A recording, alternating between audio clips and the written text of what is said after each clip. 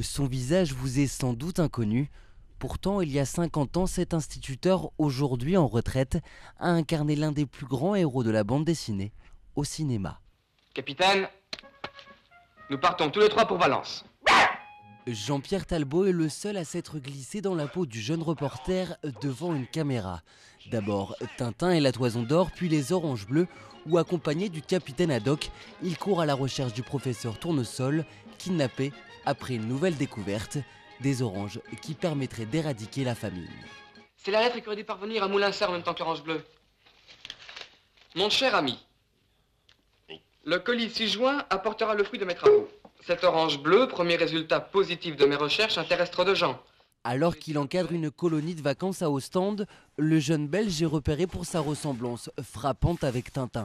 Un casting photo, un essai puis deux, et le voilà dans les bureaux de la production du film, où il rencontre un certain Georges Rémy, alias Hergé. Hergé rentre dans le bureau avec le producteur Jean-Pierre Hergé. Hergé, Jean-Pierre, et il me regarde. Paternellement, longuement. Et puis, un petit sourire se dessine sur son visage. Il pose amicalement la main sur mon épaule et il déclare « Oui, c'est bien lui ». À 68 ans, il restera peut-être le seul homme ayant porté la houppette au cinéma.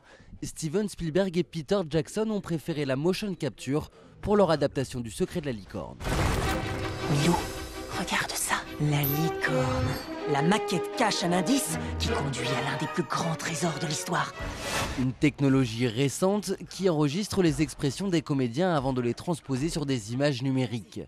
Un Tintin du 3e millénaire qui ne froisse pas pour autant le puriste. Il ne faut pas que les hergéologues et les tintinophiles procèdent à une quelconque comparaison. C'est une nouvelle dimension, nous sommes entrés dans une nouvelle ère et je suis sûr, j'attends avec impatience de voir l'œuvre entière, je suis persuadé que ce sera magnifique.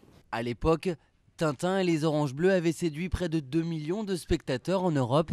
Le nouvel opus de Spielberg devrait largement dépasser ce score puisque le célèbre reporter fera pour la première fois son apparition dans les salles obscures américaines.